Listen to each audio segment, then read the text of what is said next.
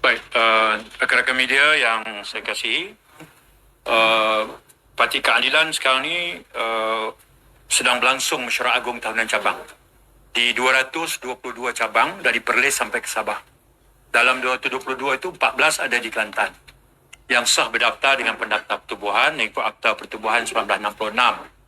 Mereka ada sehingga 3 April, iaitu hari pertama Ramadan, untuk menyelesaikan tugas ini. Setakat ini saya daripada update Ibu Pejabat, hampir 90% telah pun menjalankan mesyuarat agung tahunan cabang. Besok Datuk Seri MB akan merasmikan permatang PAUD, dan Kelantan pula hari ini serentak semua cabang. Okay, jadi disiplin organisasi ini penting untuk memastikan Parti Keadilan dia bukan saja parti syok sendiri, tetapi organisasinya mesti kemas, tertib. Kemudian anggotanya mesti menyaksikan pertambahan. Kelantan, sejak diambil alih oleh Datuk Supardi, kekuatan anggota sekarang lebih 60,000 seluruh Kelantan. Jadi ini satu yang cukup membanggakan. Ya.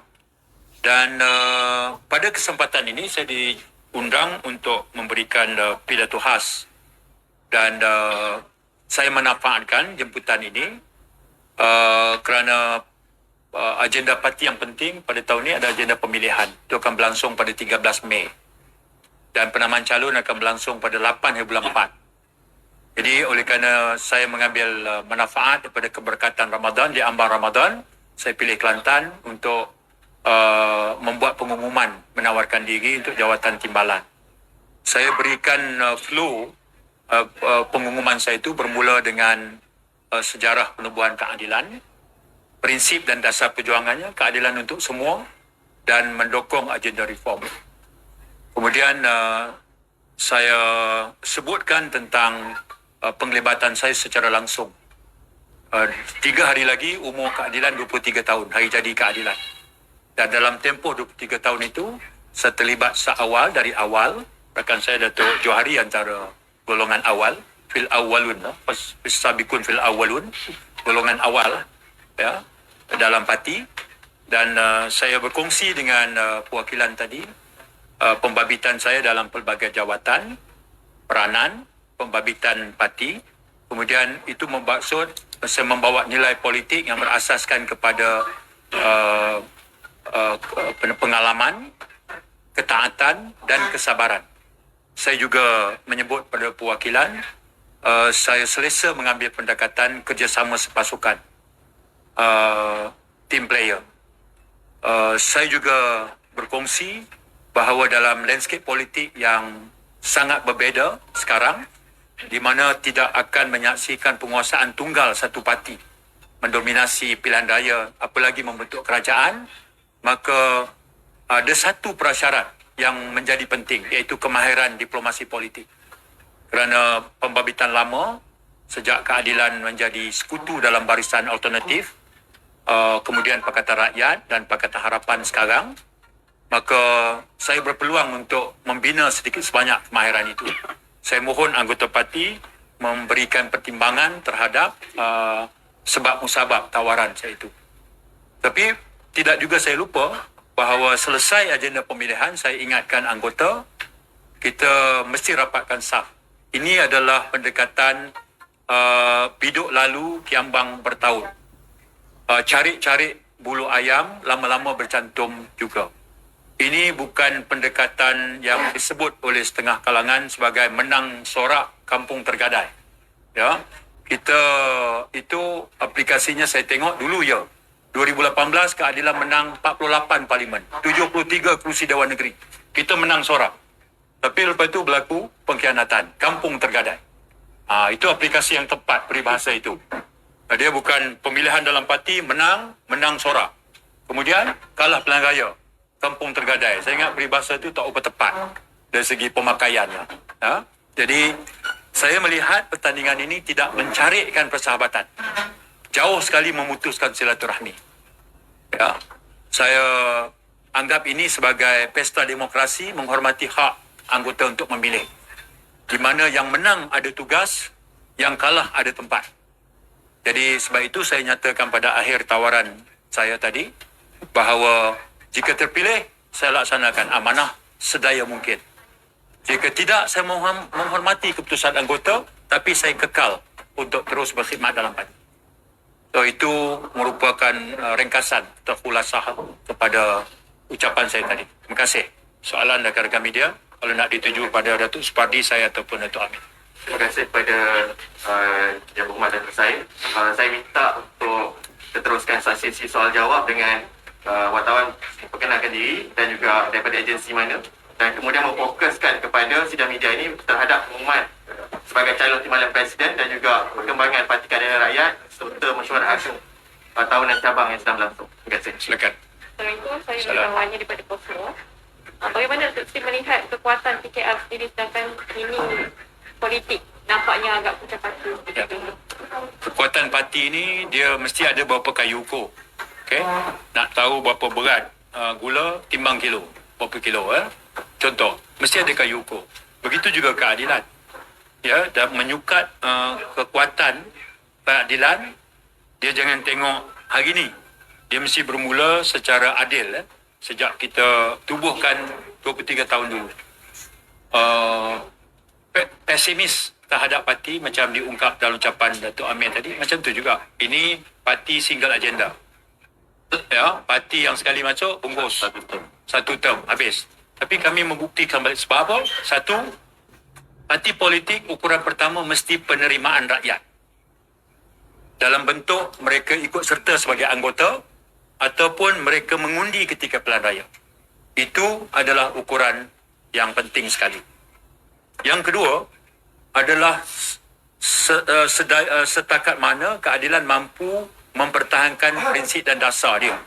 Sebab itu yang akan memberikan rakyat ukuran. Yang ketiga adalah proses untuk terus melahirkan golongan pimpinan pelapis. Dan itu ukuran-ukuran yang penting. Dan sudah tentu ukuran penting itu mesti diterjemah dalam bentuk bilangan kerusi. Ya, kerusi yang kami menang. Okay. Jadi ukuran kalau setakat pilihan yang lepas, kami menang 48 parlimen. 73 kerusi negeri. Okay. Itu pilihan raya 2018. Orang selalu melihat tentang prestasi semasa. Prestasi pilihan raya kecil, pilihan negeri dan sebagainya. Itu yang diungkap tadi oleh Datuk Amir. Kami sebelum sapu bersih kemenangan besar di Selangor 2008. Berapa setahun sebelum itu kami kalah teruk di Ijo. Begitu juga sebelum kemenangan besar 2018. PH kami kalah di Kuala Kangsar dan di Sungai Besar. Sampai tak ada pemerhati politik yang meramalkan kami mampu bangun. Lumrah. Tak ada penganalisa politik, ahli akademik, segala macam, buat ulasan. Sangat pesimis. Sama juga kecenderungan sekarang kami kalah di Sarawak, Melaka dan sebagainya. Jangan salah faham, ini bukan denial syndrome. Parti politik ini mesti respon terhadap isyarat rakyat. Dan itulah yang sedang kami lakukan. Jadi, apakah tahap kekuatan keadilan sekarang? Saya anggap sebagai kekuatan yang berada pada tahap yang munasabah. Sebab itu saya ungkap, saya memilih untuk berbeza pandangan dengan setengah kalangan pemerhati kerana saya menyimpan keyakinan kami ada potensi besar untuk memberikan gugatan atau ancaman yang pada pusingan pilihan akan datang. Dan bukan mengejutkan untuk kalau sekali kembali berkuasa sekalipun. Saya Faizal dari Malaysia Kini. Minta Datuk Seri ulas sikit apa signifikan yang menjadikan Datuk Seri umum di Kelantan bukan di tempat lain. Saya umum di mana-mana pun boleh kan, saya boleh buat dalam Zoom pun boleh. Mungkin Okay, ada signifikan lain tak ada sebab pertama saya sebut baru ni dalam Facebook saya, dalam membuat satu keputusan besar saya akan mengambil kira pandangan semua dan melakukan istikharah. Betulan besok malam kita dah tarawih Ramadan. Jadi Ramadan pada saya antara pengajaran penting adalah kesabaran, pengorbanan dan sebagainya. Jadi saya fikir selama 23 tahun, signifikannya Kelantan ini adalah saya pernah menjadi ahli parlimen di sini. Ya. Dan saya pernah berkhidmat di bawah Tuan Guru Nik Abdul Aziz. Jadi saya fikir bahawa saya nak balik kepada route yang mula-mula menghantar saya ke Parlimen adalah daripada Kelantan ini. Ya. Jadi itu sajalah, tak ada sifu apa-apa, tak ada feng shui apa, tak ada. Jika pada pemilihan kali ini, saya imbas balik pada pemilihan yang lepas, PKR. Kita tengok selepas pemilihan yang lepas, masyarakat umum, pemerhati politik dapat melihat bagaimana susul geraknya PKR itu sendiri. Pada pemilihan lalu, kita tengok ada tim-tim. Okey. Bagaimana Datuk Seri melihat pada pemilihan kali ini? Adakah ia begitu juga suasananya? Sehingga ada pecahan pengkhianatan baru? Baik. Saya tidak menafikan sama sekali anggota parti khususnya diigau oleh peristiwa pemilihan yang lepas, yang kemudiannya menyaksikan sebahagiannya melakukan khianat, sebahagiannya mengambil keputusan untuk berdiam. Okey. Dalam mainstream utama parti, maksud saya, walaupun saya tahu di luar mereka aktif membantu, tapi poin saya adalah tidak ikut serta dalam mainstream parti. Baik, ya. Dan anggota parti masih lagi diigau dengan kebimbangan dan persepsi itu. Sebab itu, hari ini mesej saya adalah, pertama, kalau nantinya pemilihan ini menyaksikan saya dan rakan saya, Saudara Fizi, sebab itu saya berkongsi kekuatan yang ada pada diri dan peribadi beliau. Okey. Kemudian saya minta anggota parti memberikan pertimbangan terhadap alasan-alasan dan tawaran yang saya bawa. Tujuannya apa? Tujuannya supaya saya mahu anggota parti